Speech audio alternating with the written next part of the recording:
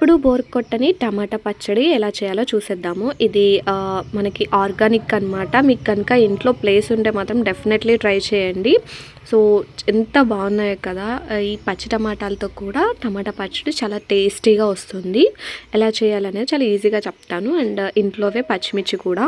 In case మీరు ఎప్పుడన్నా అమ్మమ్మ వాళ్ళ ఊరికన్నా అలా విలేజ్ వెళ్ళినప్పుడు మాత్రం డెఫినెట్లీ ఇలాగా కోసుకొని పొయ్యి మీద వండి ట్రై చేయండి. ఎంతో రుచిగా ఉంటుంది. నాకైతే ఎన్నిసార్లు మనము టమాటా పచ్చడి తిన్నా సరే ఒక్కొక్కసారి ఒక్కొక్క టేస్ట్ వస్తుంది. సో అలాగే అనమాట, నాకు ఈ టేస్ట్ అలా గుర్తుండిపోయింది. చక్కగా టమాటా ముక్కలను కోసుకొని సేమ్ మనకి ఎప్పుడు చేసేలాగే నేను కొత్తిమీర కూడా వేసి చేశాను. టమాటా, పచ్చిమిర్చి, కొత్తిమీర, కరివేపాకు, ఆవాలు, జీలకర్ర వేసుకొని బాగా మగ్గించుకోండి. నూనె కొంచెం ఎక్కువ వేస్తేనే మనకి ఆ టమాటాలు అనేది మంచిగా మగ్గుతాయి అన్నమాట. అన్నీ వేసేసి మూత పెట్టేసి కాసేపు ఉంచేయండి. మగ్గిన తర్వాత మనం రోట్లో వేసుకుని దంచుకునేటప్పుడు వెల్లుల్లి వేసుకుని దంచుకోండి. చింతపండు కూడా ఇక్కడే వేసేస్తే కొంచెం మనకి అది పడుతుందన్నమాట ముక్కలకి. సో ఇది చాలా ఈజీ అండ్ టేస్టీ ఉంటుంది. సో డెఫినెట్లీ ట్రై చేయండి. ఇప్పుడు ఎలాగో సంక్రాంతి వస్తుంది కదా, అందరం విలేజెస్కి వెళ్తూ ఉంటాం కదా, అక్కడ ఇలా పొయ్యి మీద ట్రై చేయండి. చాలా బాగుంటుంది. అన్నీ క్యూట్ మెమరీస్ కదా. మేము చిన్నప్పటి నుండి విజయవాడలోనే ఉండడం వల్ల మాకు ఇలా పొయ్యి మీద ఇలా చేయడం తెలియదు అనమాట. కానీ నాకు చాలా ఇష్టం ఇట్లా పొయ్యి మంట చేయడం కానీ, ఇట్లా వంటలు చేయడం కానీ.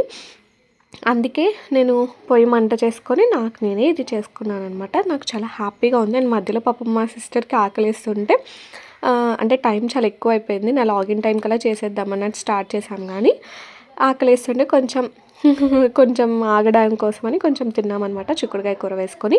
తర్వాత ఇది చెట్టు మన ఇంటి దగ్గరే ఉంది పక్కనే. సో అరిటాకు కోసుకున్నాము. యాక్చువల్గా ఏంటంటే మా తమ్ముడు ఉన్నట్టయితే కొంచెం మంచి ఆకు కోసేవాడు. దీన్ని అయితే నేను ఇక్కడ మీకు ఇలా సింపుల్గా చూపిస్తాను. కానీ మేమైతే దాన్ని వెజల్స్ క్లీన్ చేసే సోప్తో నీట్గా కడిగే మేము తిన్నామన్నమాట అందులో. సో ఇది రోలు క్లీన్ చేసుకొని నాకు ఇవన్నీ చాలా ఇష్టం. భలే ఉంటుంది కదా. మా నాన్నమ్మ చేస్తున్నప్పుడు చిన్నప్పుడు నేను బాగా చూసి నేర్చుకున్నాను అనమాట ఇవన్నీ.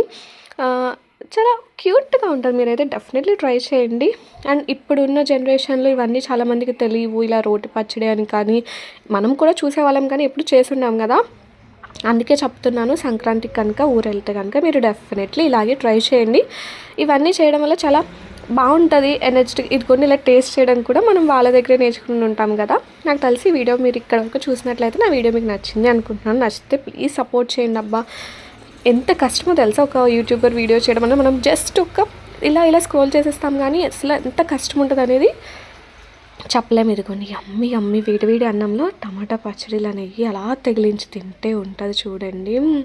నోట్లో నుంచి ఇప్పుడు నాకు వీడియో ఎడిట్ చేస్తుంటే వాటర్ వచ్చేస్తున్నాయి. డెఫినెట్లీ ట్రై చేయండి. చాలా అంటే చాలా బాగుంటుంది. ఈ వీడియో నచ్చినట్లయితే లైక్ చేయండి, షేర్ చేయండి, సబ్స్క్రైబ్ చేయండి, కామెంట్ చేయడం అస్సలు మర్చిపోవద్దు.